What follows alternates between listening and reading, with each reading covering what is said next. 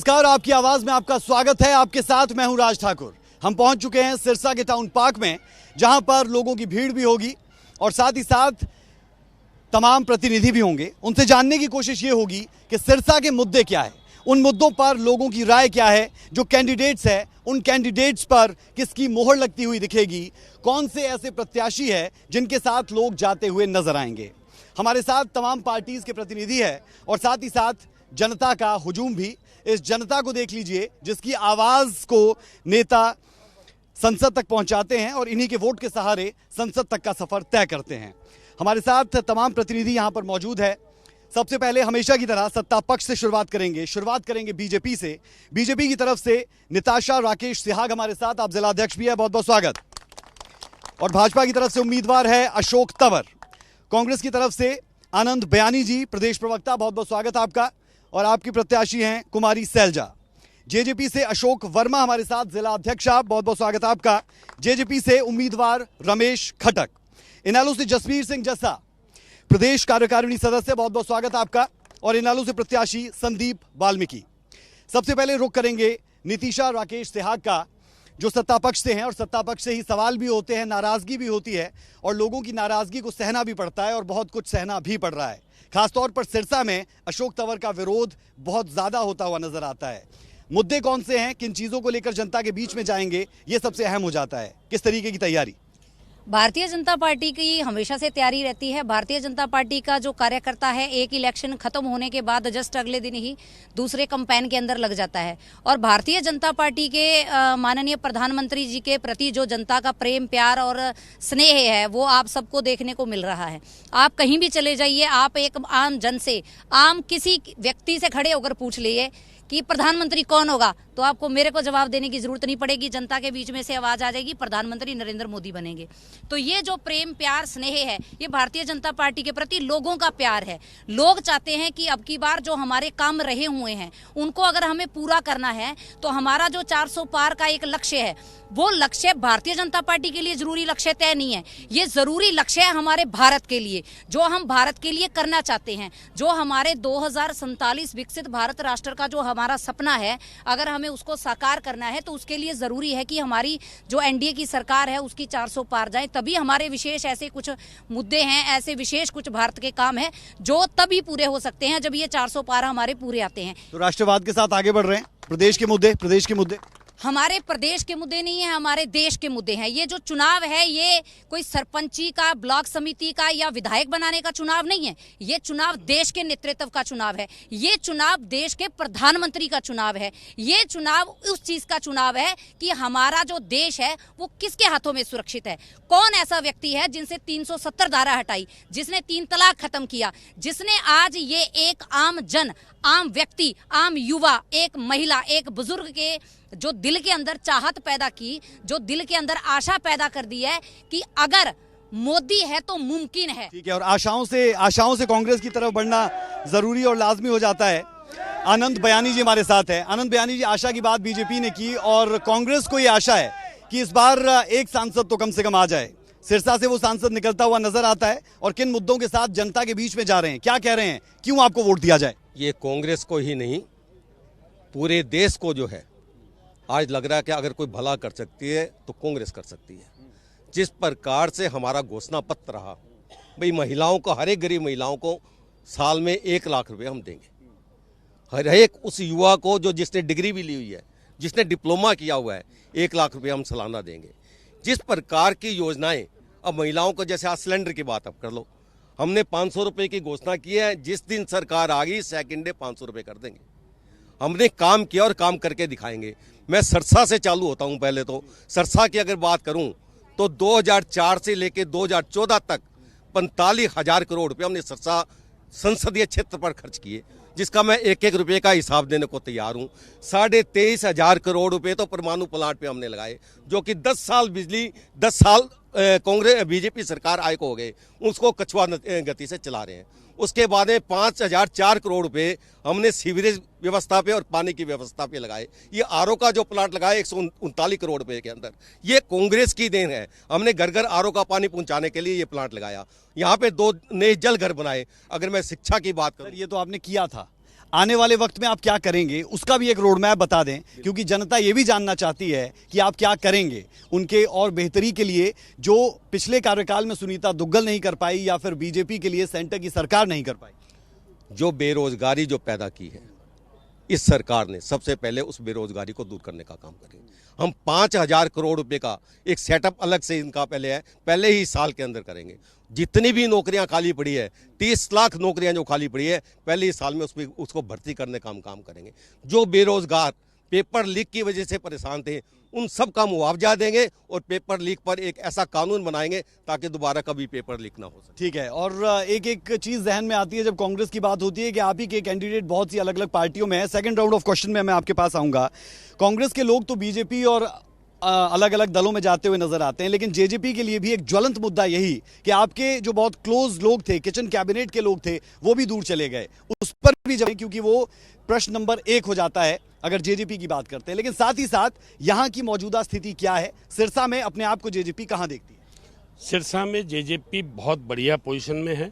और एक बात मैं आपको कहना चाहूं कि हमारे जो सिरसा के कैंडिडेट हैं, रमेश खटक जी, जितने और कैंडिडेट हैं उनसे बेहतर व्यक्ति हैं, खिलाड़ी रहे हैं। राष्ट्रीय स्तर पे उन्होंने कुश्ती को अपने जीता हुआ है 56 किलो के वेट के हिसाब से, और वो 3 दफ़ा लगातार विधायक रहे हैं जिसको विधायकी का ज्ञान है, और वो 3 दफ़ा उनको वहाँ लोगों ने लगातार इसलिए वोट दिए कि वो एक सफल और ईमानदार व्यक्ति हैं और लोगों से मिलने वाले हैं।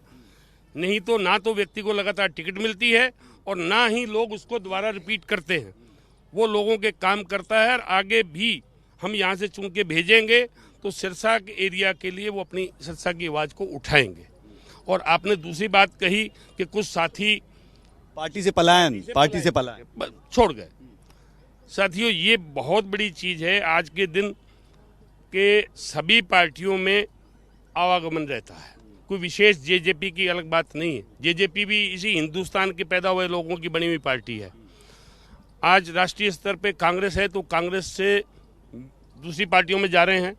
अभी बीजेपी का कल परसों ही यहाँ एक अपने सूरजपाल अम्मू हैं जो राष्ट्रीय हरियाणा का प्रवक्ता थे, जो वो छोड़ के गए हैं पार्टियों से, और बहुत लोग छोड़ रहे हैं।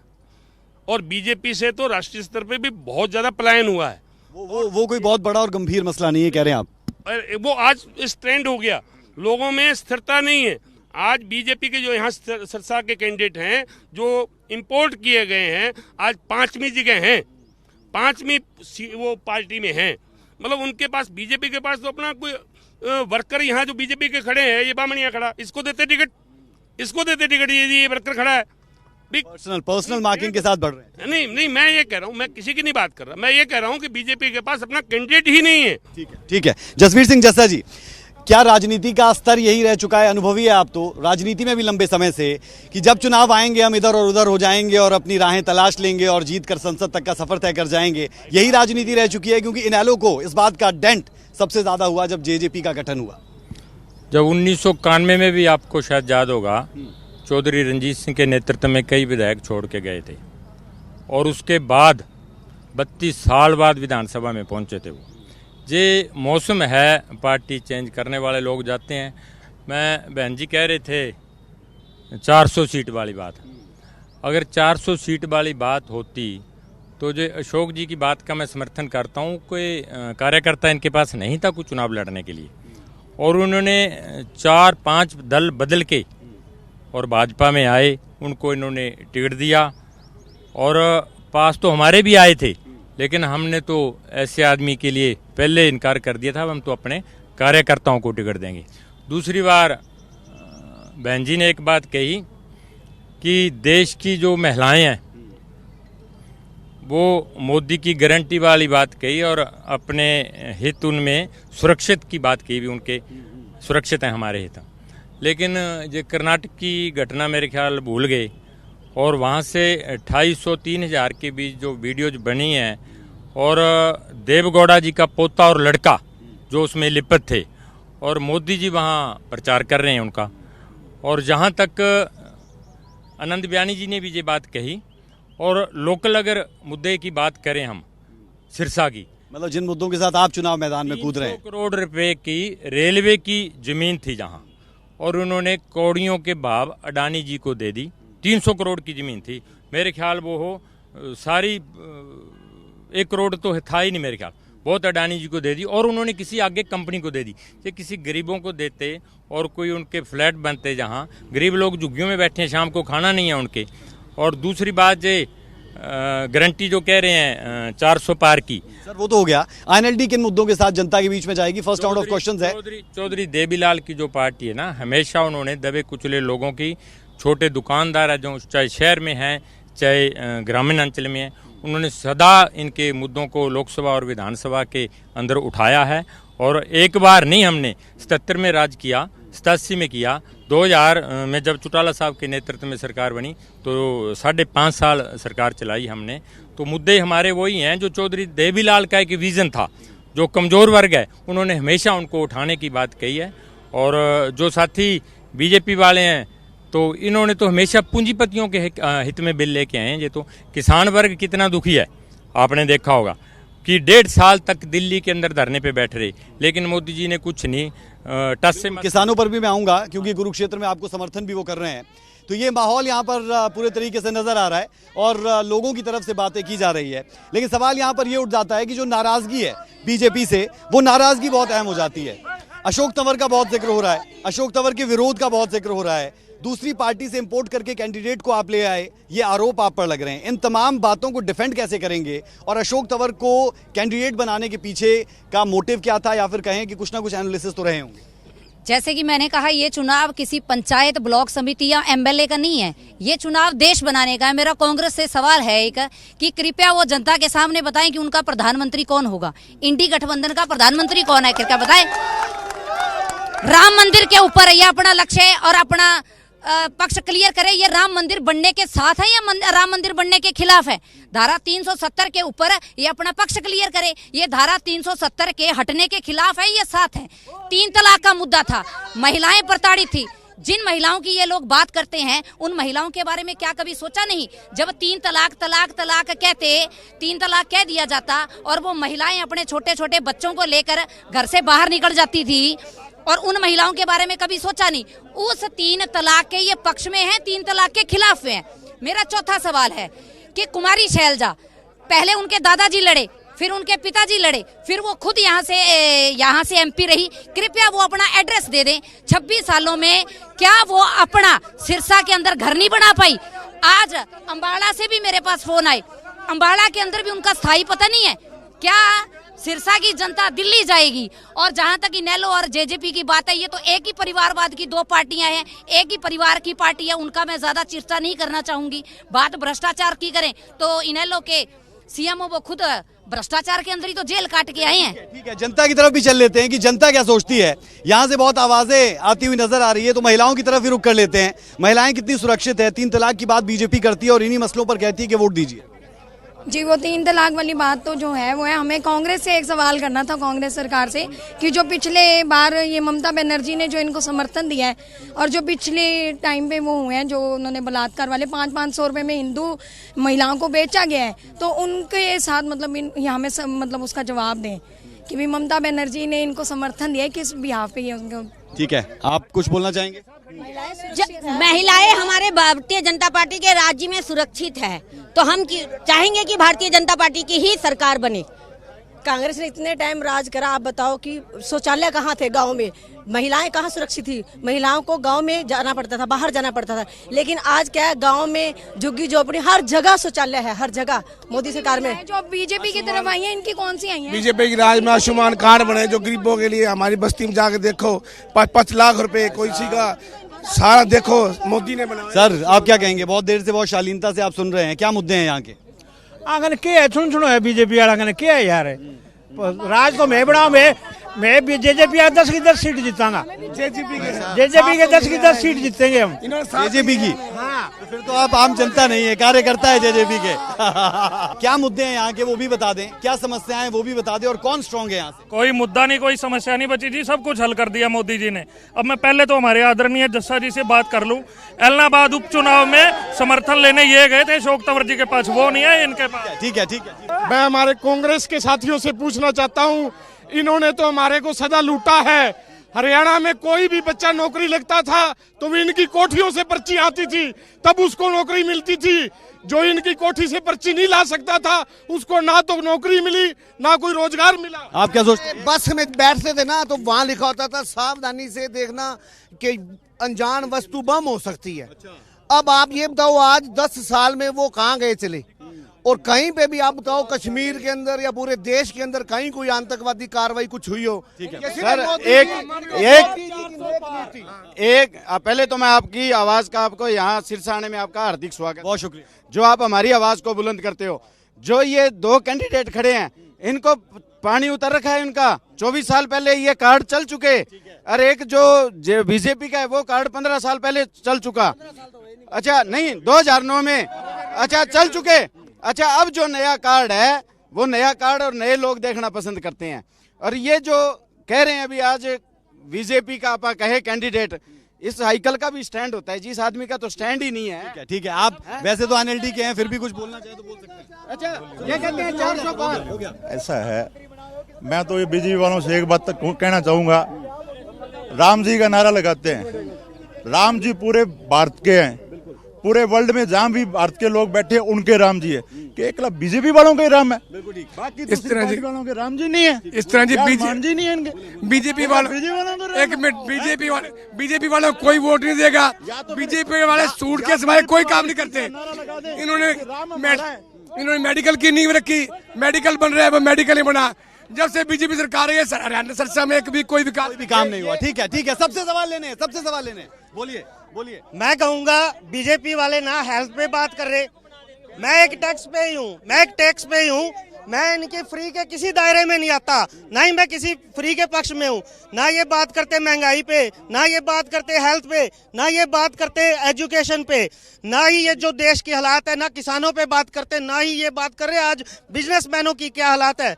मैं इनको 2 टुक बातों में ये जवाब देना चाहूंगा। झूठ के पुलिंदों पर बहुत खिला लिया कमल, झूठ के पुलिंदों पर बहुत खिला लिया कमल, और ना खिला पाओगे। गली कूचे में गरीबों के साथ ये हाथ का पंजा मिलाते हुए नजर आओगे।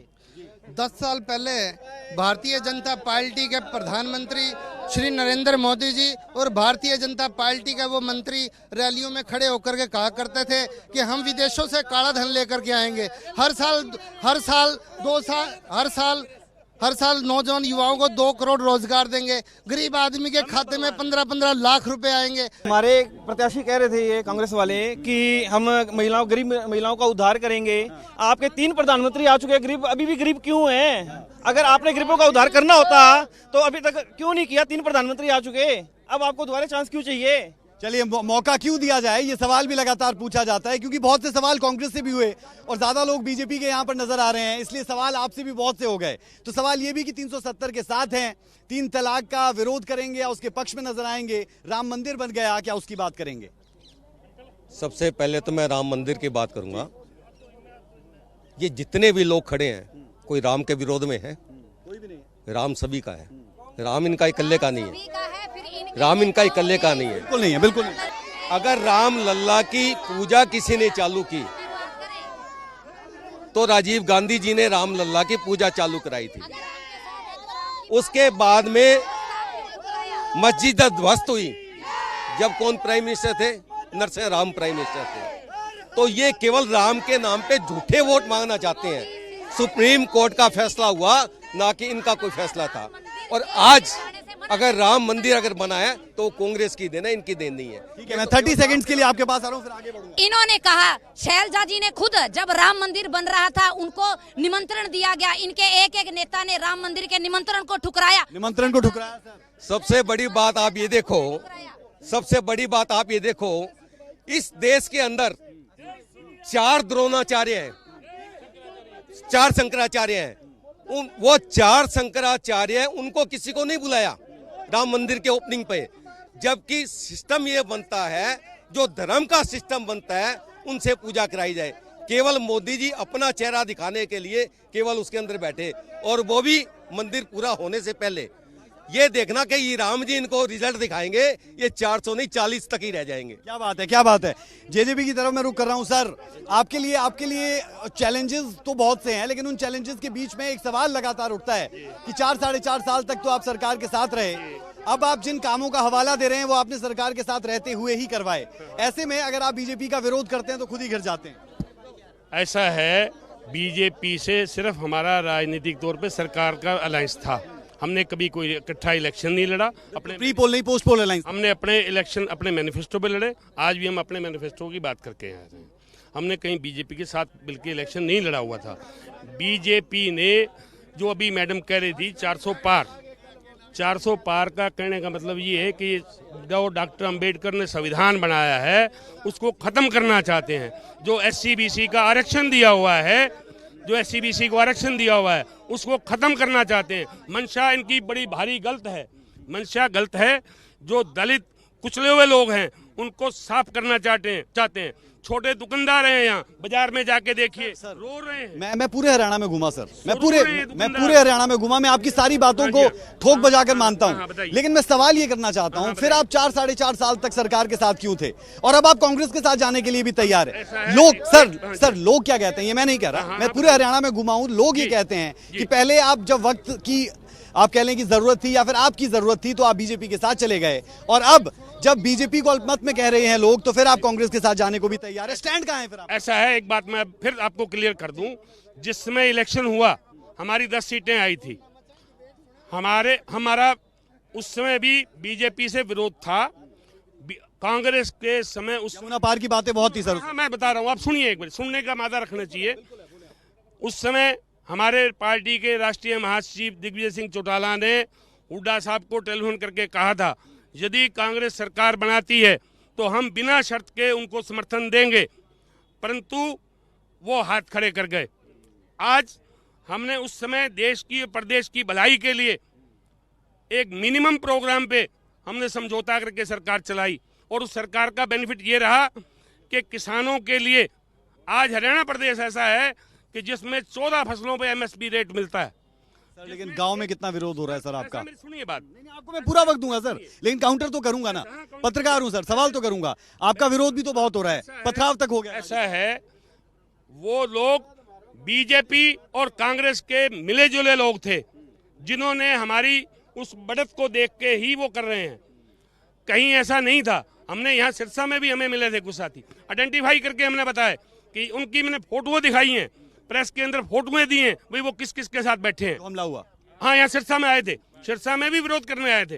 अब वहाँ हुए हैं, आया है विरोध, जो पत्थर मारे हैं, किसी महिला की गाड़ी पे पत्थर मारना कोई शोभा वाली बात नहीं है। और उसका भी हमने वीडियोग्राफी दिखाई है भी वो कौन कौन लोग थे जिन्होंने ये किया है। और ऐसा है, जिसने भी किया है, जो साथी हैं वो उसके दोषी हैं और सरकार उसको पकड़े, सरकार कार्रवाई करे। सर मैं एक सवाल और ले लेता हूं, आपको बकायदा वक्त दिया। हाँ, बोलिए। मेरा सवाल आपसे ये, आप अभी एक बड़ी अच्छी खबर दे गए। आपने कहा कि जब 10 सीटें आपकी आई तो कांग्रेस को फोन किया गया, भूपेंद्र सिंह हुड्डा को फोन किया गया, लेकिन भूपेंद्र सिंह हुड्डा ने हाथ पीछे खींच लिए। ये जानकारी है आपके पास? जेजेपी के जो अध्यक्ष हैं, जिला के अध्यक्ष हैं, हो सकता है उनके पास ये ज्यादा जानकारी हो, क्योंकि मैं तो एक प्रवक्ता हूं, तो प्रवक्ता के नाते मेरे पास ऐसी कोई जानकारी नहीं है।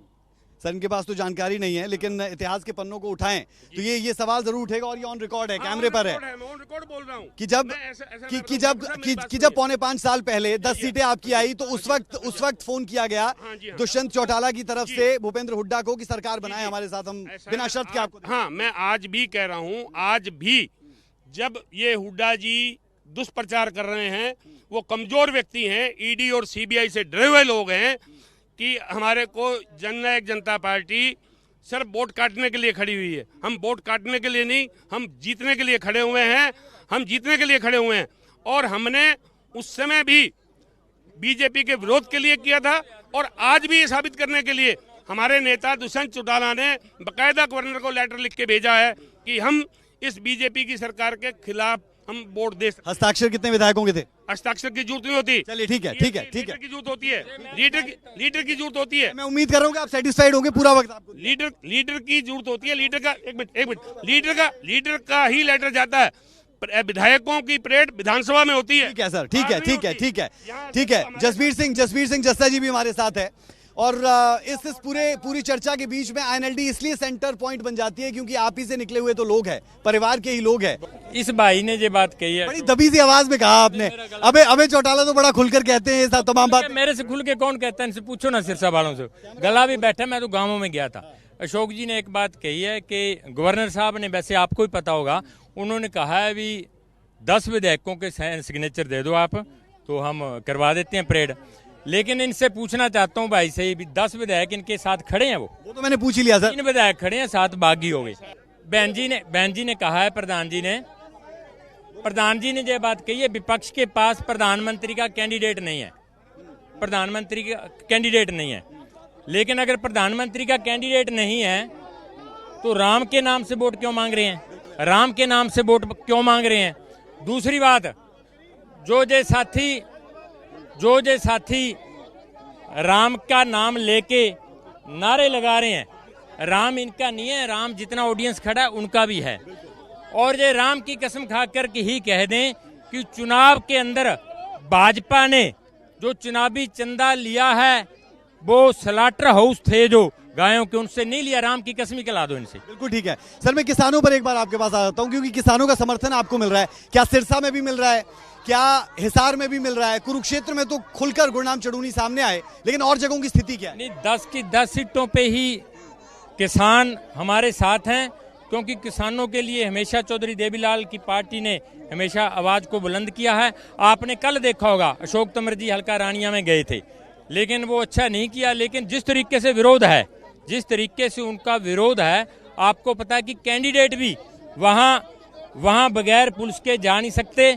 और जहां तक बहन जी है, ये तो गाड़ी में बैठी रही 1 घंटा, जहां आई नहीं, ये गाड़ी पार्क में लेके आई, वहां से पैदल भी नहीं आई। आप कह रहे हैं डर है? देख लो, आप कह रहे हैं डर है? हाँ डर है, बिल्कुल। इनको कहो गाँव में, लेकिन जो लोग रोला में चाह रहे, इनको कहो गाँव में जाके ये कहो थोड़ा, लेकिन ये पता लग जाएगा इनको। लेकिन ये पॉजिटिव राजनीति का स्वरूप तो नहीं है कि किसी को डरना पड़ जाए सर। नहीं, मैं इस चीज का विरोध करता हूं, लेकिन इन्होंने काम 10 साल से ऐसे कर रखे हैं क्योंकि लोग इनके खिलाफ हैं, इसलिए अपना विरोध दर्ज करा रहे हैं। सवाल सीधा सा है कि राम तो सबके हैं और राम को लाने वाले कोई नहीं, राम ही दुनिया को लाए हैं। ये सीधा आरोप भी आप पर लग रहा है। अब सवाल ये उठता है कि आप कौन से काम यहां से करवाएंगे, और सुनीता दुग्गल जी के साथ ऐसा क्या हुआ कि उन्हें यहां से टिकट नहीं दिया? हम जब घूमे तो ये भी कई जगह पर कहा गया कि अगर सुनीता दुग्गल जी ही मैदान में होती तो शायद और ज्यादा टफ कंपटीशन होता। ऐसा है, ये भारतीय जनता पार्टी है, ये संगठन की पार्टी है, ये परिवार की पार्टी नहीं है। ये यहाँ परिवारवाद नहीं चलता, यहाँ डिसिप्लिन होता है। यहाँ परिवार के नाम पे दादे को, फिर पोते को, फिर उसके बेटे को टिकटें नहीं बांटी जाती। यहाँ टिकटें बांटी जाती है सर्वे के आधार पे, यहाँ इसी आधार पे टिकटें बांटी जाती हैं। और बात यहाँ मैंने कहा, बात यहाँ कैंडिडेट की बात करते हैं तो कांग्रेस की कैंडिडेट अपना स्थायी पता तो दे दे भाई। कहाँ जाएगी सिरसा की जनता? जब उनको यहाँ से बना के भेजा था तो क्यों छोड़ के चले गए सिरसा को? एक बेटी, वो कहते हैं ये उनका परिवार है। परिवार में बेटी हर साल किसी बार त्योहार पे, किसी खुशी गमी पे कभी तो आती होगी। क्या 26 सालों में परिवार में कोई खुशी गमी नहीं आई? और दूसरी तरफ एक ही परिवार के लोग, जब तक तो वो साथ थे, जब तक तो बहुत बढ़िया सरकार थी उनके, जब वो साथ थे तब किसानों के हित के काम हुए, जब वो साथ थे तब किसानों को सब कुछ मिला। आज वो बाहर निकल गए तो किसान खराब हो गए। एक छोटा सा सवाल कर रहा हूँ, आईएनएलडी के प्रवक्ता की तरफ से कहा गया कि आप तो यहाँ पर भी बहुत से लोगों के साथ आए और इतना डर है बीजेपी उम्मीदवारों और बीजेपी के पदाधिकारियों में कि वो जब तक 4-5 लोग साथ ना हो तो वो सुरक्षित महसूस नहीं करते। ऐसा है जी, जिसके पास संगठन होगा वही तो आएंगे। ये मेरा परिवार है, मैं परिवार के यहाँ सिरसा की मुखिया हूँ, तो सारा परिवार तो साथ ही आएगा। इनकी तरह हमारा परिवार टुकड़ों में नहीं बटा हुआ। एक तरफ एक ही परिवार के 2 बेटे लड़ते हैं, वो उसको गलत, वो उसको गलत। ठीक है, परिवारवाद की बात बहुत हो रही है। एक बार सवाल, कुछ अहम सवाल उठाए गए। पहला सवाल परिवारवाद का, और वो परिवारवाद का सवाल तीनों पार्टियों पर जाता है। कांग्रेस पर तो सीधा आरोप ये लगता है, कोई शहजादा बोल जाता है, कोई राजा बोल जाता है, कोई कुछ कह देता है, तो बात ये हो जाती है कि परिवारवाद बहुत ज्यादा हावी कांग्रेस पार्टी में है। और साथ ही साथ बात हो रही है कि आप लोगों के साथ लोग नहीं है, इसलिए यहां पर भी लोग ज्यादा बीजेपी के हैं। आईएनएलडी के प्रवक्ता ने अभी एक बात कही, जिसको डर होता है वो साथ लेके चलता। सवाल पूछा भी हो, मैं शेर हूं, इकल्ला आया हूं कांग्रेस की तरफ से, किसी को लानी जरूरत नहीं।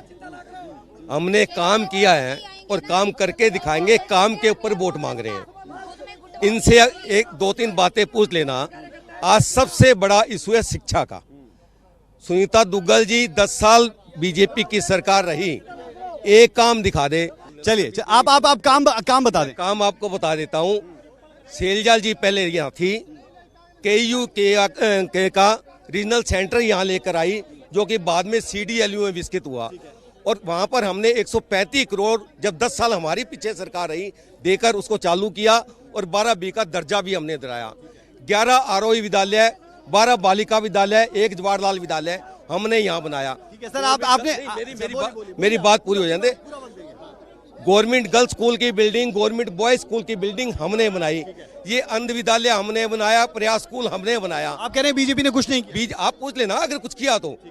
और यहाँ का महिला कॉलेज, डबवाली का महिला कॉलेज, रतिया का महिला कॉलेज, फतेहाबाद का महिला कॉलेज हमने बनवाया, इन्होंने कुछ नहीं किया। और ये रेलवे की अगर बात करते हैं, सेलजा जी जब रेलवे पहले थी, मिनिस्टर थी, तो उस वक्त ये बड़ी लाइन वो लेकर आए। सरसा से जो रेल चलाई वो सेलजा जी के टाइम में चली। और ये बड़ा आरोप लगाया है।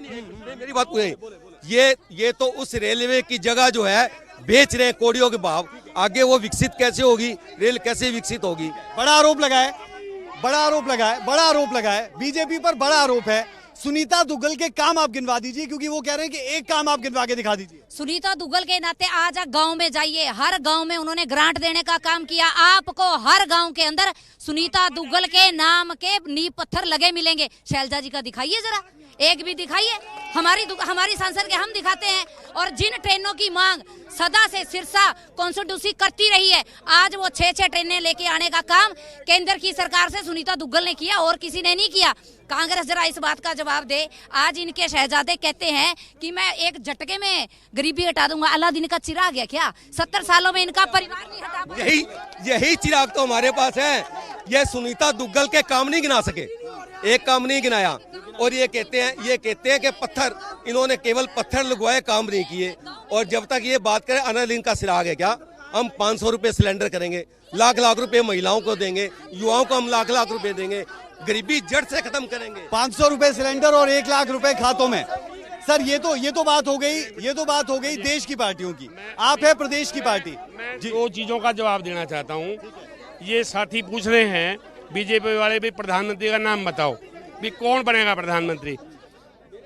जब नेहरू मरा, लोग कहते थे कि इसके बाद में कौन आएगा। लाल बहादुर आ गया अपने आप, लाल बहादुर मरा, इंदिरा गांधी आ गई, इंदिरा गांधी मरी, और नरसिम्हा राव आ गया, राजीव गांधी आ गया, राजीव मरा, उसके बाद में नरसिम्हा। चेन है सर, चेन है। ये चेन है। जिस दिन बीजेपी के खिलाफ 247 MP होंगे, अपने आप प्रधानमंत्री का कैंडिडेट 275 जिस दिन होंगे, उस दिन अपने आप देश के अंदर प्रधानमंत्री का कैंडिडेट आ जाएगा। जिस दिन मोदी प्रधानमंत्री नहीं बना था, उससे पहले कोई मोदी को जानता नहीं था, अडवाणी प्रपोज थे। और ये दूसरी बात एक और बता देता हूँ, जो परिवारवाद की बात कर रहे थे, परिवारवाद में सिद्धारमैया, कर्नाटक के एक्स CM, जिसके ऊपर ब्लेम थे, भ्रष्टाचारी थे, उसको हटाया, उसके लड़के को टिकट। राजनाथ के लड़के को टिकट। ऐसे कौन से नेता हैं जो बीजेपी में जिसको टिकट नहीं दी, जिनके परिवारवाद नहीं है? दूसरी पार्टियां टिकट देती हैं, लास्ट 30 सेकंड है, उनका परिवारवाद है। और जो बीजेपी अपने बच्चों को टिकट देती है, वो परिवारवाद नहीं है कहीं। सबके लीडरों को इनके टिकट दे रखी है, सब लीडरों को टिकट दे रखी है, सबके बच्चों को टिकट दे रखी है। यहाँ मेरी बात सुनो, लोकल जो है, जो लोकल लीडर हैं, आज वो राष्ट्रीय स्तर पर लीडर थे, उनके बच्चे यहाँ जिला के अधिकारी हैं। ये सब पार्टियों में ठीक है, सब ठीक है। जसवीर जी, ना जेजेपी और ना ही INLD, आप तो इंडिया गठबंधन का हिस्सा भी नहीं। कोई बात नहीं, आप तो इंडिया गठबंधन का हिस्सा भी नहीं है, तो फिर प्रधानमंत्री के लिए आप किसकी तरफ देखते हैं कि कौन बन जाए प्रधानमंत्री, कि विकास हो जाए हरियाणा का और INLD के लिए भी मजबूती आए? के मजदूरों के दबे कुचले लोगों की आवाज उठाएगा, हम उसकी मदद करेंगे। जैसे ये बहन जी ने एक बात कही। लेकिन सर हम तर्क पर बात करते हैं क्योंकि आप सीनियर लीडर है। नंबर गेम है, जब तक नंबर नहीं मिलेंगे तब तक आपका प्रधानमंत्री नहीं हो सकता, हर कोई जानता है। कांग्रेस पार्टी महज 272 पर चुनाव लड़ रही है, आप इंडिया गठबंधन का हिस्सा नहीं है, बीजेपी का विरोध कर रहे हैं, तो फिर आपकी पसंद का प्रधानमंत्री बनेगा कैसे? साहब मैंने आपको बता दिया कि हमारी एक क्षेत्रीय पार्टी है, तो हमेशा चौधरी देवीलाल के नेतृत्व में हम 10 ही सीटें हरियाणा की 10 पे लड़ते थे। हमारी कोई राष्ट्रीय पार्टी नहीं है, रीजनल पार्टी है। जितने एमपी जीतेंगे, हम जो हित की बात करेंगे, किसानों की, छोटे लोगों की, छोटे मजदूरों की, दबे कुचले लोगों की, वो हमारी प्रधानमंत्री का पसंद होगी। लेकिन एक जो मैं जवाब देना चाहता हूँ, इन मैडम ने जो बात कही थी, एक तो कही थी इन्होंने प्रधानमंत्री की परिवारवाद की बात कही थी। जिनका परिवार नहीं है वो परिवार की बात करते हैं जी, जिनका परिवार नहीं है वो परिवारवाद की बात करते हैं। दूसरी बात, लालू प्रसाद यादव ने एक बयान दिया था, परिवारवाद को लेकर ही लालू ने एक बयान दिया, पूरा विपक्ष गिर गया सर, पूरा विपक्ष गिर गया। दूसरी बात तो सुनो मेरी, दूसरी बात सुनो। मोदी तीसरी बार इन्होंने उम्मीदवार बनाया, तीसरी बार मोदी बार बनाया, और कोई भाजपा के अंदर सांसद नहीं है, दूसरी बात इन्होंने ये बात कही, गरीबी दूर की बात कहते हैं। मैं कहता हूं कि भाजपा के अंदर अमित शाह का बेटा है, उसकी कितने 100,000 गुना प्रॉपर्टी बढ़ी है। गरीबी तो उन लोगों की होगी दूर, गरीबी उन लोगों की दूर हुई है जे तो बवले हो रहे अपने वाले जो बच्चे हैं हमारे, जे तो बिना मतलब नारे लगा रहे हैं जे। अब सबसे ज्यादा शोर मचा रहे थे, अब मैं आपके पास आया हूँ, अब बताइए मुद्दे क्या है, आवाज क्या है? हम मोदी के साथ हैं, बहुत काम कर रहे हैं मोदी जी, बस ये हमारे मुद्दे हैं। काम कोई कमी, आप बताओ किसको वोट डालोगे? ठीक है, डालोगे ना? प्राइवेट लिमिटेड कंपनी है, ठीक है, अब आप शांति से हो जाओ। सारी प्राइवेट लिमिटेड कंपनी है, जितने भी ये सामने खड़े हैं, इनको पूछो अगर भगवान ना करे जीवन में ये कभी ऐसे आते हैं, कौन सीएम बनेगा? इनके परिवार वाले सीएम बनेंगे। यहाँ ओबीसी समाज से आम कार्यकर्ता नायब सैनी जी, ये बीजेपी के मुख्य सैनी फैक्टर काम करेगा ओबीसी समाज से, यहाँ पे बीजेपी आम कार्यकर्ता बोलिए। मैं एक बात इनको कहता हूँ, ये कहते हैं मोदी का परिवार है, बाकी पाकिस्तान से आ रहे हैं, अफगानिस्तान से आ रहे हैं। बाकी क्या मसले हैं, क्या लग रहा है, मूड क्या है जनता का, कौन जीत रहा है यहाँ पे? देखिए ऐसे है, आपने इन्होंने कहा कि कांग्रेस सरकार है जो वो किसानों के हित में है। जब कुमारी शैलजा 2004 में एमपी थी और मंत्री भी थी, तब स्वामीनाथन की रिपोर्ट आई तो इन्होंने इनकी खिलाफत करी। आज वो किसानों के हित की बात कर रहे हैं। ठीक है, पीछे बुजुर्ग भी है, आप बोले। राजस्थान में भजनलाल शर्मा को बनाया गया, ठीक है जी, और बाकी ये परिवारवाद नहीं चला। मोदी का वो कोई परिवार का सदस्य नहीं है, एक आम आदमी को चुन के भेजा गया। चलिए, तो कुल मिलाकर माहौल पूरे तरीके से गर्म है, लोगों की गर्मजोशी भी आप देख पा रहे हैं। और सिरसा की सीट जहां पर कहा जा रहा है कि कंपटीशन टफ होगा, कुमारी शैलजा कड़ी टक्कर दे रही है अशोक तंवर को। अब ये तो 4 जून को ही पता चलेगा कि किसकी जीत हुई और किसकी हार हुई, लेकिन 25 मई का दिन बेहद खास है, क्योंकि 10 की 10 लोकसभा सीटों के चुनाव 25 मई को ही होने हैं। कौन जीतेगा, किसे शय और किसे मात मिलेगी, वो पता चलेगा 4 जून को। सिरसा से कैमरामैन रिंकू मेहरा और विशाल गुलाटी के साथ राज ठाकुर, सूर्या समाचार।